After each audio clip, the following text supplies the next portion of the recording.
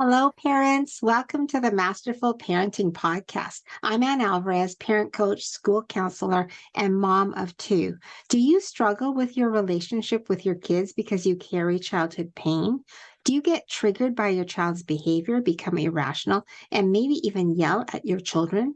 Maybe you want to be a better parent, but you don't know how. Instead of repeating old patterns, you want to heal your pain, become more aware of your child's needs, feel connected to your kids and learn the tools to communicate better so you can truly enjoy your parenting. If you are ready to heal your childhood pain, raise healthy, connected, and happy kids, and end the cycle of parenting with pain, then join me. Our kids deserve it, and we can do this. Let's go.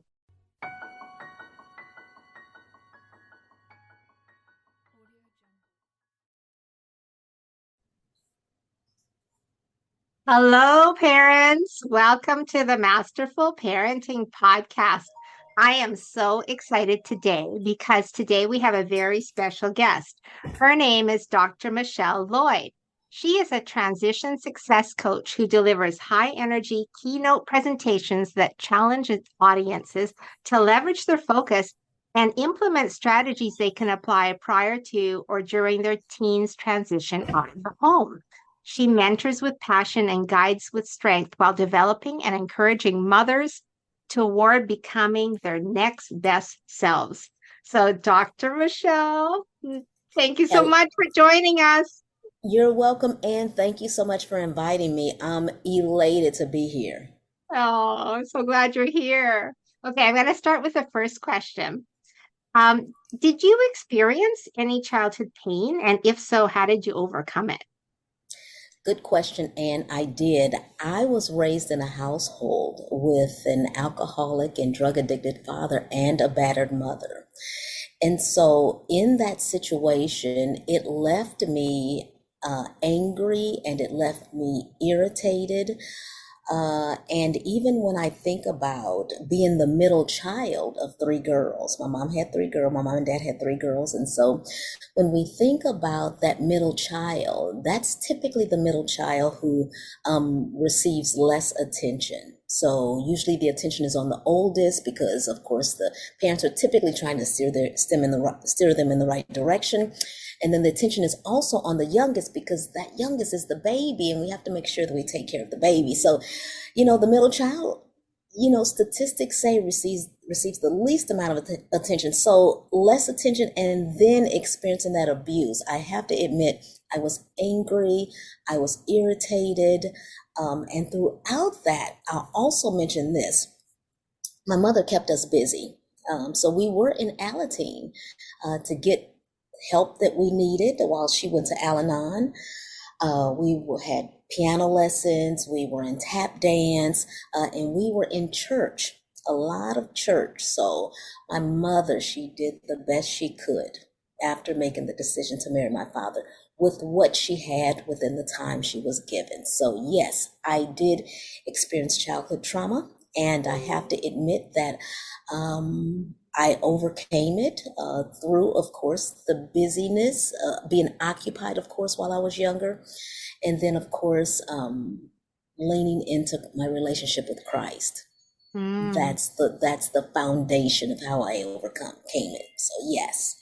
that's amazing. That's amazing. So, Mhm. God's been in your life like since you were a little girl. Absolutely. And Yeah. I'm so very grateful because we're called to know him and to make him known. Yes. Yes, that is something that we share. I got Mm, through a lot of my childhood pain also because of my faith in God. mm, So that's mm. incredible. So did it take a So, long time to heal? Like did you have to heal like as an adult or what did you do? How did you help yourself? oh, such a good question. Quite frankly, I think that I'm still healing. I Mm. did a lot of work on myself. However, I still feel as though my work is unfinished. I'm still pouring into myself. I'm still practicing lots of self-care. I am, as I make progress along the way, I think, when I think about there being an end time to my healing, really that speaks to me as though it's finished. And really, I think it's going to be finished at the very end, like when I take my last breath. So I'm working on myself. And when I think of my healing, I think of from a personal perspective, I think about, my relationship with my daughters. And how there's still more time for me to pour into them, because those three daughters of mine, they are like my biggest instigators to me becoming a better person, a better Wow. mother, a better Christian, a better wife. I mean, they really encourage me, because I know that they're watching me, and I know that I need to be models for them. So on a personal level, I'm still healing in that way. And on a professional level, me pouring into parents who need support in reference to their teens transitioning out of the home and heading off to the college campus, or to the military or residential interdependence. I still need to make sure that I'm here and I'm doing that, and that work has yet to be finished. And then from of course, a spiritual perspective, I know that my focus needs to be on making sure that I'm serving. For a while, I was overseeing a homeless ministry through my church and going downtown under the Pierce Elevated here in Texas, and just loving up on the homeless and taking snack packs that the youth at our church, I asked them to organize that, and so they would put together maybe about 300 or 400 snack packs, and we'd go downtown and we would spend time with the homeless and making sure that they felt loved. And so I think that when we think about, what is it taking a long time to heal? I think my healing will be, all the way to the end, to be quite honest with you. We really are in the in process. Like we're always changing and growing and getting Mm, better, right? mhm. So I we're think in the so. process of change, and the healing, I guess, continues, every day is an opportunity to get better and better. You're absolutely right. And I just think, just life is one huge classroom. And Mhm. so we're, like you say, we're learning and we're growing and we're aspiring and excelling each and every day. And I That's love it. amazing. That's Hmm. amazing. So, did your childhood pain show up in your parenting when your girls were small? I have to admit that it did. My childhood pain did show up in my parenting. And although I'm under the belief that my childhood trauma, it does not define me wholeheartedly, nor does it define me fully. I noticed that those earlier experiences have shaped my beliefs about myself and then also others around me.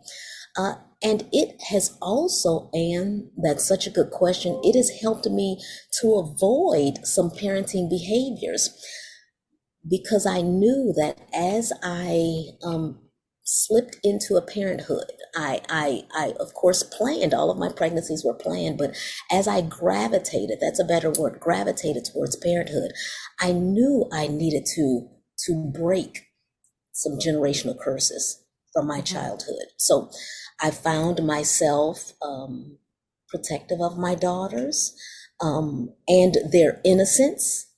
Mhm. When I was a child, my mother, in order to take care of uh, us, she had to work multiple jobs. And so she spent a lot of time away from the home.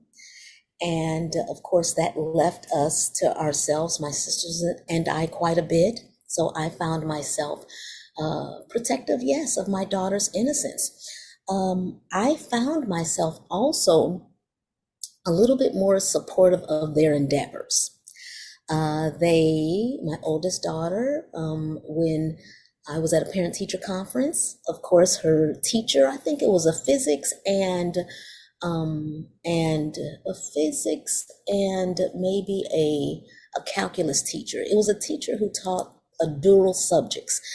I was at a parent teacher conference, and the teacher mentioned to me how my daughter was just at the top of her class in reference to just the work she was completed. And this, to this very day, she just told me, and that was, my daughter's even out of college, but, I talked with that teacher like in 2021, and she told me that she still uses my daughter's work that she submitted even to teach her classes today, which is so exciting for me. But she mentioned to me that my daughter really ought to consider engineering. And so and of course, all of my degrees and my background is in business, and so I knew very little about engineering. And I'm just going to share this short story, if you'll allow me.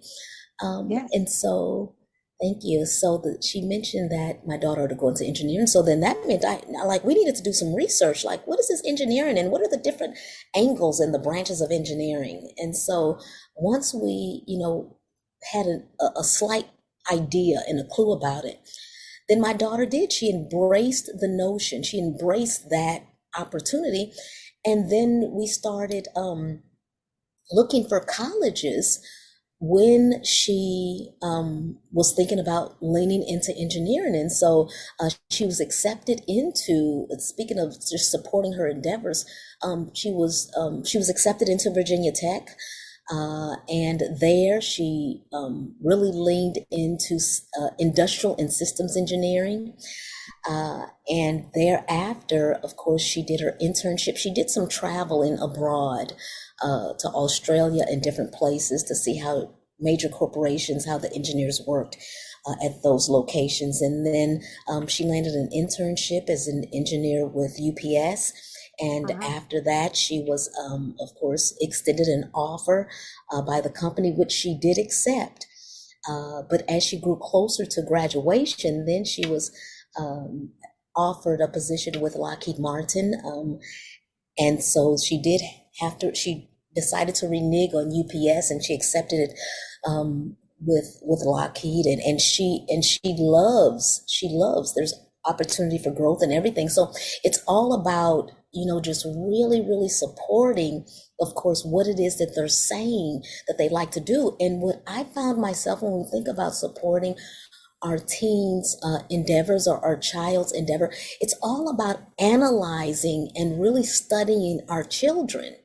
And really paying attention to what they gravitate towards, and their conversations and what they're talking about, and then really, really capitalizing off of that to make sure that they're headed in the directions of their interest.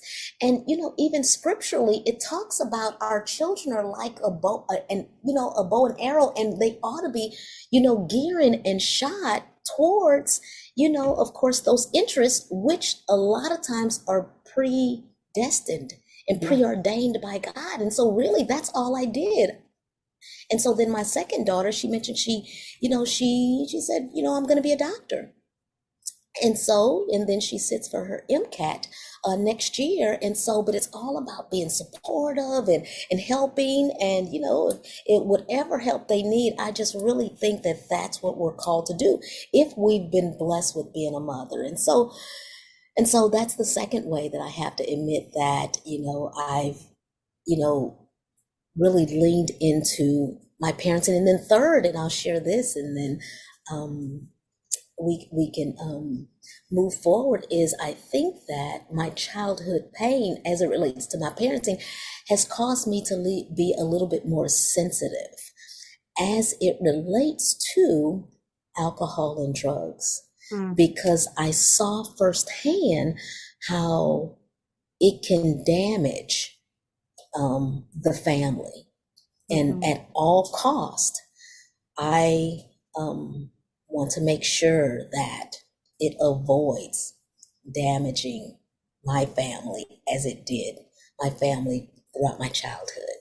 So I hope I answered your question. Yes, that was really, really great. And I think you talked a little bit already about how you gave support to your daughters. I just want to say, like, Mhm. you have been a role model for your girls because you're so established. You know, Mm. you're a go-getter, you're a doctor. Like you've been the role Mhm. model for your girls. And so they aspire to Thank higher as you. well. Oh, thank you. Thank you so very much. I so appreciate that. And from the very beginning, listen, I've always believed in them. And I just really thought that they can just do what just they can just do anything and do whatever. And so when I think about that support, I just in believing in them from the very beginning and just believing that just the spirit within them just could take them to higher heights, just places that they could not even imagine, which it has already. Mhm. Whether it's socially, they have their circle of friends, and then, of course, spiritually, and then also physically. I think that, I've tried to support that as well. And even talking to them about just healthy eating and self care and all of that. And believe it or not, listen, I was obese as a child. Like I might be a size 4 now, but at a point in time, I was a size 12. And Wow. so, and just experiencing that and knowing that I wanted differently for my daughters. When they were growing up, I would, they would make the grocery list, and I would have them divided up into the different food groups, whether it was the meat and the veggies, and of course the dairy and the starches and all of that, and then miscellaneous for like the small snack portion. Mhm. Mhm. And then and then they would fill that in. And so it taught the level of independence, and it taught just an area of just healthy eating. I just thought that was important. I just thought it Wow. was important. And I'll share this, when I was in school, because I jumped back into school for my last degree when my youngest daughter was 1 and my oldest daughter was 10. So I had 3 daughters, 10 and under, when I jumped back into school. And many people told me, and no, don't do it. No, don't do it. It's like that's risky. And then you're married, and and so that's a lot. And so, but I did. And when I did, as opposed to it being an inevitable decision, it really worked in my benefit because I found myself in the library a lot. And along with me being in the library as my husband worked, my daughters were in the library with me. And those grades soared. I mean, they were around books all the time, and they had the opportunity to study, and they really leaned into their academics with my oldest one and my second daughter. Both my third one is she's a junior in high school now, but my older 2 daughters graduated magna cum laude, and Wow. just have had scholarships and have graduated, you know, with great grades from college. And so it really, really, when we talk about thriving and really, pouring into our children, I mean, we really are we like we're called to model. So Yes. such a great word you used. I love that. I love that so much. I really do believe that as parents, we have to live our dreams. And Yes. I'm like you. I went back to school when I had my first, and he was a baby. And Oh. it was hard. It was really hard, Mhm, but I have no regrets because I'm in a career that I love, right? I did mhm, counseling for over 15 years. If I didn't go back to school, I wouldn't have been a school counselor. mhm, So I do believe when we go for our dreams, it gives mhm. permission for our kids to go for their dreams, you I know. totally agree. Yeah, yeah, that's amazing. That's amazing. Mhm. Well, okay, Yeah. Dr. Michelle, I want to do a recap for parents, and I also want you to tell us how where parents can find you and how they can connect with you if they need support with the transition part of their children leaving home. Okay. So just to recap, parents, Dr. Michelle's been so amazing. So she told us about her childhood pain. I just want to say, the childhood pain made her a better parent, which is something that I tell parents a lot. Because when you've gone through childhood pain, once you become aware, then you say, I don't want my child to experience this. I want to protect them. I want to support their endeavors. And I don't want them to have any experience with alcohol and drugs because that was my experience and it wasn't healthy. So when we take those things from our childhood pain, we can make sure that that's not happening with our children once we're aware. And I just love how Dr. Michelle talked about the evolution of healing, that the healing is continuing always in our lives. We're continuing to get better and better and be stronger and feel better about our past. And so it's an evolution, and we don't have to worry that we one day we're healed. We don't have to be like that. We can just go with the process of the healing. So I really, really appreciate that message. Okay, Dr. Michelle, tell parents where they can find you. Well, your listeners can find me on Instagram. Of course, I'm on all of the social medias with just TikTok and YouTube and Facebook and all of that.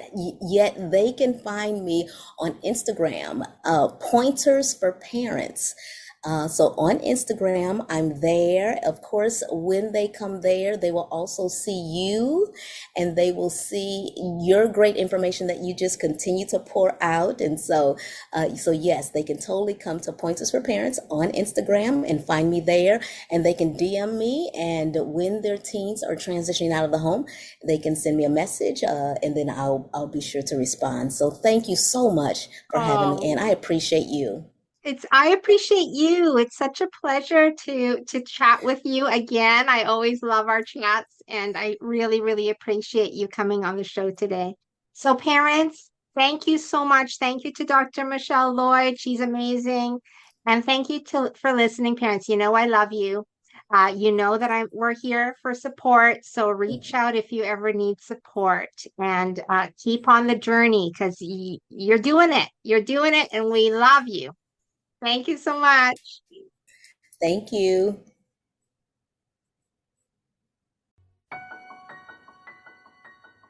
If this podcast inspired, blessed, or changed you in any way, I would love for you to share this with your family and friends on your Instagram page and tag me at Masterful Parenting. And join my Masterful Parenting Facebook page or DM me for more parenting support. And I will meet you here real soon. Remember, be relational with your kids and you will see a change. Love to all you parents out there. Let's change the world one parent at a time.